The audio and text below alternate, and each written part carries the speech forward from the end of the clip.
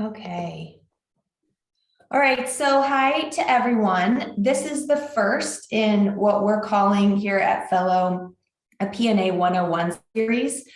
We actually recorded the second interview a few days ago, but this is the first one we want to air because this is really the interview where we understand what it even is to PNA a well. That word, that acronym PNA stands for plugging and abandonment. And we have with us today JC Kester, one of the experts, I would say, in the country in plugging and abandonment operations at the field level. His company, Royalty Well Services, has been in business for a very long time. Him and his dad have been working together for a very long time. And so when you think about all of the mechanics that go into actually capping an oil and gas well, he's one of the best people to talk with us about that. So before we get started there, I want to just mention Fellow Environmental Partners, which is an organization that myself, Stacy Tarusho, and Brooke Swain have created over the last year. It's a nonprofit organization with a mission to not only plug orphan wells that don't have an owner and are the responsibility of the state, but also to do some research around what kind of impacts those wells have, good, bad, or indifferent, and then kind of transparently communicate that back out to the larger public so that when we talk about the hundreds of thousands or even millions of wells that are out there without owners, we can talk about them with a little more strategy built around solving that problem. And hopefully do it a little more efficiently. In order to do that, we need to bring people like JC together with some of the landowners who have wells on their property. We need to bring some of the federal folks that are building policy around that into the same room with the states who regulate this. We need to talk to operators. We need to talk to folks that are expert in environmental matters and social justice matters as well. And hopefully we can make strides through events like this to bring some of those people together. So JC, do you want to say anything about yourself or Royalty before we kind of get started with questions? Yeah, of course. First of all, I'm very glad to be on. Appreciate you, Stacy, and what Fellow is bringing the conversation really to the greater community. And it's exciting. It's exciting for us with Royalty Well Service. We've been purely focused on plugging and abandonment since 1988. So it's been our passion. That's been our commitment for a long time. It's really exciting times for us to really get to share this with everybody now. So yeah, happy to be on today. Yeah, and just as a quick little reference, JC and Royalty. So JC, you are an engineer. You went to Texas A&M. Is that correct? Whoop. Okay. Yes, I think, am I supposed to whoop back at you? I don't know. Absolutely. So JP is an engineer. So we have some pretty technical people working on this issue, I guess is one thing to say, but it is sort of oftentimes a little bit of an afterthought in the oil and gas world. And so it's really nice to see that picking up steam and really having some focus put to it. So to start, JC, will you please maybe just for the very, the least educated on the topic, layman folks out there that aren't in oil and gas, will you kind of talk through the mechanics of what you do when you cap one of these wells, exactly what you do down hole, the equipment, kind of just give us the run through. So the most simplistic way to put it is we're really trying to do, two primary things. First and foremost, we're trying to make sure that we decommission the wellbore and protect the environment. And primarily, our focus is protecting the freshwater zone. So the second focus on that is throughout, as we go further down into the wellbore, you have your producing zones, your brackish, saltwater zones that are not good for drinking, and just other different strata as you come down the wellbore. We are focused on sealing off those different zones and just making sure that there's no contamination between those zones as the wellbore we continue to come up uphole and up to the fresh water and then up to the surface plug and completely plug the entire wellbore. So Okay, and when you say plug, Mhm. what kind of material is used, or is there, what is the thing that is plugging the well that you guys insert down hole? Uh, Three primaries. So your first is going to be a mechanical type plug. So think of this as just and this is a cast iron bridge plug, so a steel type plug that would go down into the hole and actually seal against the steel casing. On top of that, you could have a cement plug. So we actually go down hole and pump cement, let it set up, and actually have that as a barrier or another plug.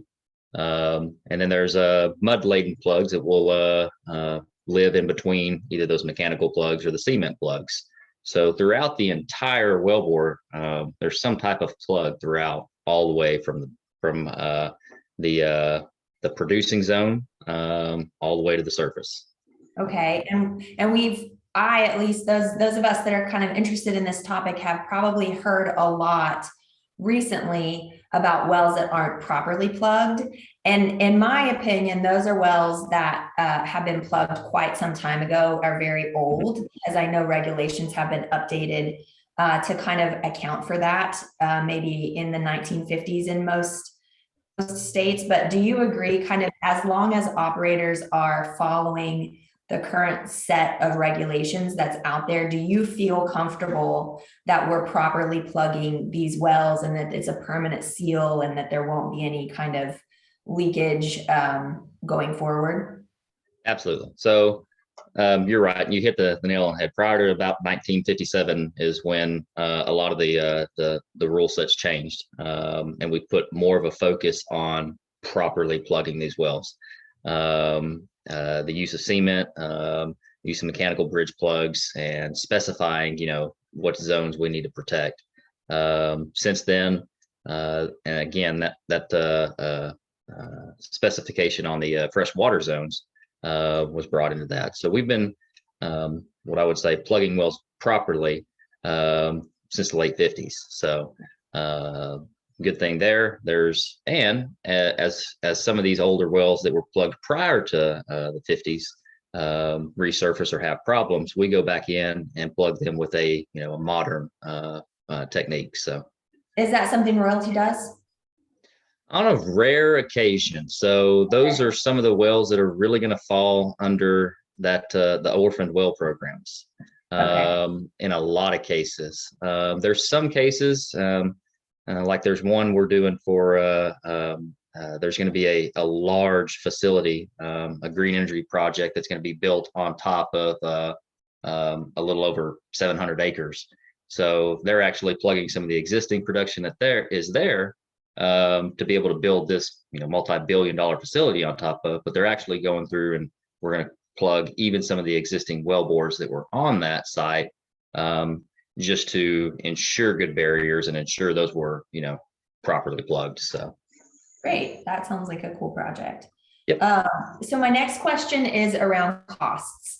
And I know that it varies kind of not really even from state to state, more along the lines of kind of geologic basin to geologic basin. But can you give us a general sense for how much it costs to plug a well? And then also maybe talk through some of the drivers there. Does it cost more to plug a well if it's deeper or if it's older, or what are some of the things that you guys think about when you put together your bids?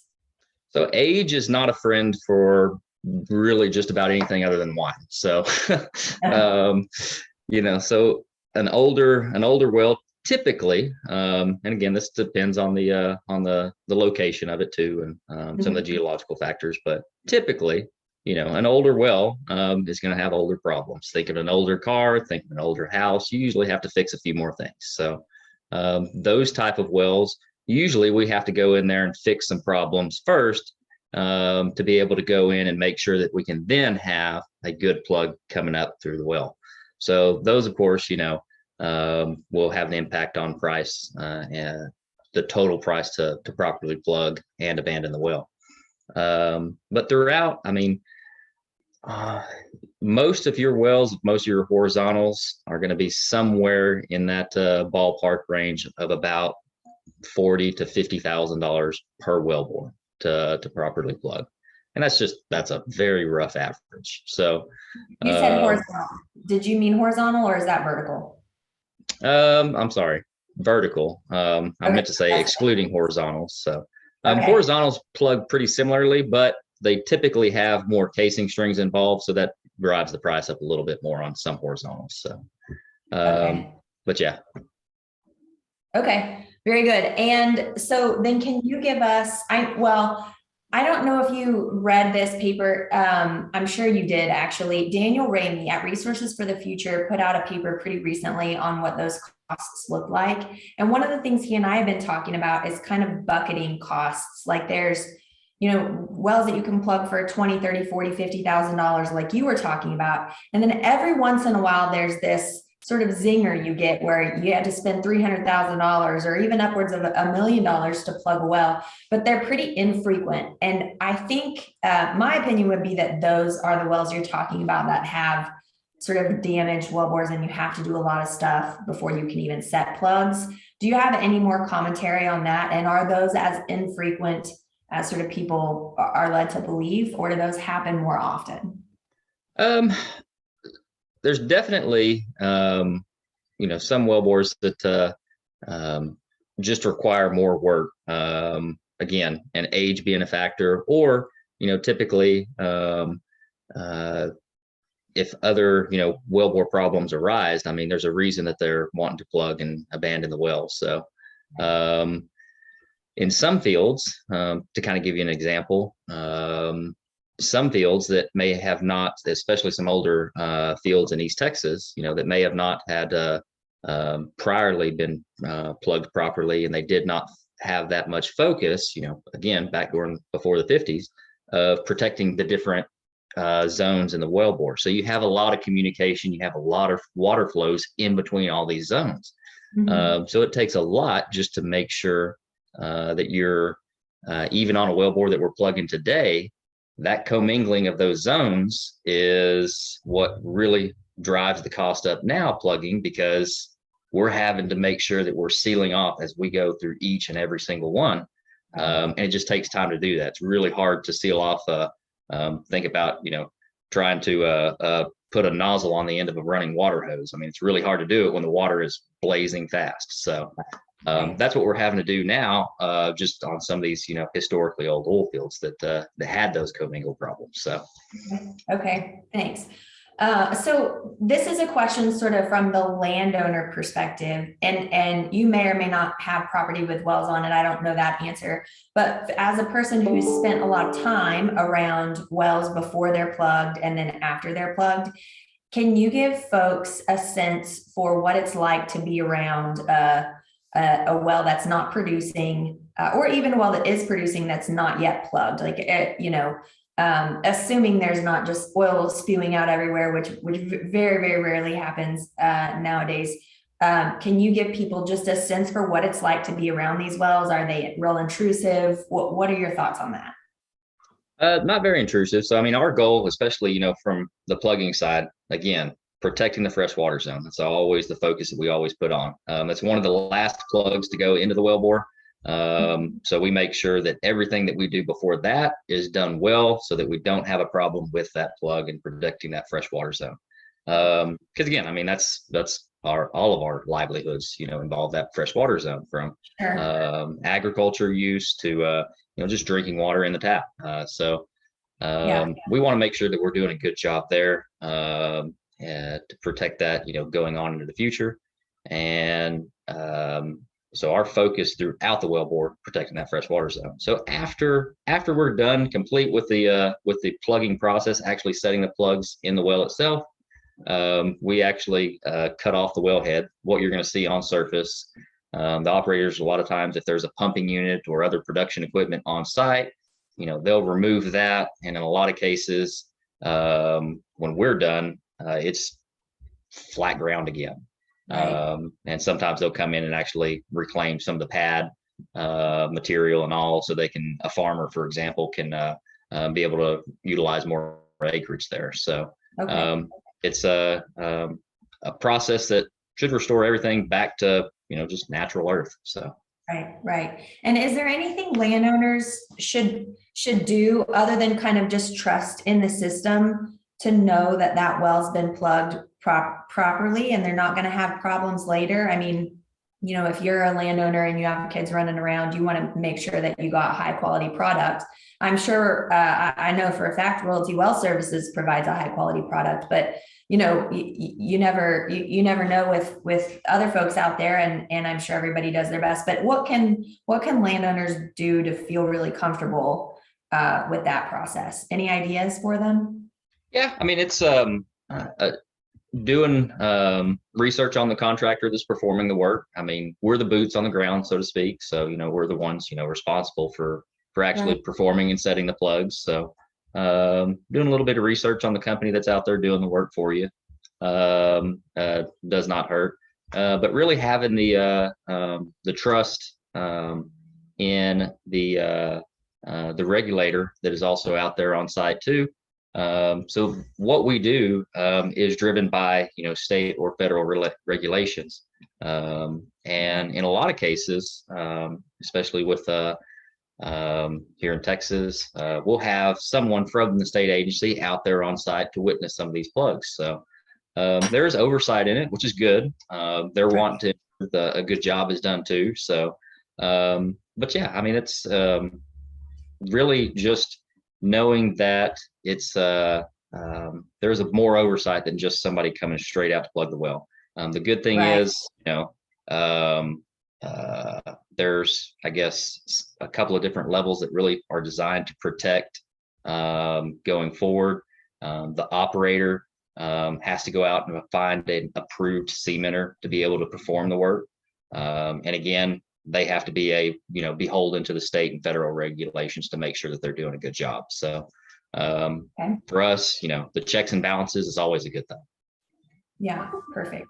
Okay, thank you. That's helpful. Sure. Maybe I'll ask two more questions. The first one is just to clarify for, again, folks that aren't nearly as close to this topic as you are, who engages you? Is that the regulators or the operators or the landowners? Like who asks you to come out and do this work? And, or maybe there are multiple people sometimes. Primarily it's the operator. So they're the owner of the wellbore. They're the owner of the asset. It's their responsibility to decommission it, so to plug it. Okay. In some cases, especially now that we hear a lot about the orphaned well programs, that falls back onto the state agencies, and they work to decommission those orphaned wells. So the state could contact us and say, "Hey, we need these well bores plugged." But most of the time, it's the operator. We'll get inquiries from landowners about the plugging process, or if their well can be plugged. And a lot of times we have to refer back to the operator. I mean, it's their time line to be able to plug it with the state agency. So, Right. Perfect. Okay, thanks for that. sure. And then my last question for you, JC, because I know I was told before we got on this that Brooke, who does all the research for these, she had looked into it, and people will try to stay engaged for about 15 minutes on videos like this. So I'm trying to keep it so that we're staying relevant and folks are able to stay focused. So the last question is, what are the sort of just your commentary? What are the benefits? What are the downfalls on being in this plugging business? And I asked this question because, with the infrastructure bill, a lot of the commentary around that is jobs creation in the oil field. And so do we think that there's a lot more space for more people to get into this business? Will companies like yours grow? Are you happy with where you are? Just kind of what's your commentary on the larger maybe market and in terms of jobs creation? It's one thing to have a bunch of new companies pop up, but it's another thing to have companies like Royalty hire a lot of people and grow internally, and that also creates a lot of jobs with some experience behind it. So just your commentary on that, I think, would be really helpful. Certainly. So I mean, we're essentially the undertakers of the industry. So and to put it in the most simplistic format, as there's more population, there's going to be more need for undertakers. The growth just overall in the oil field and the industry, and the sheer number of well counts leads to a demand in eventually properly plugging and abandoning those wells. So yes, there's definitely going to be growth for us.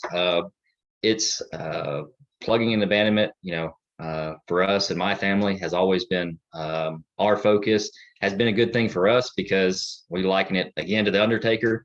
Whether you were a rich man, poor man, times were good, times were bad, somebody had to bury you. So Right. we've been able to ride the ups and downs of the oil field. That's not and been relatively immune to that because we're focused on just the plugging and abandonment work, which is everything that comes, after that well is already produced, after it's done. So Right. again, we've just been always focused on the environmental aspect of it. So Yeah. Well, and you guys have done a great job at it. I think maybe as parting words here, I think you're a really great example, you and your dad and your entire company, of a really nice pairing of oil and gas and environmental sensitivity. You guys are, you said, the taker, and you do it in such a way that restores land back to what it should be, what it was before we got there, and sometimes even better.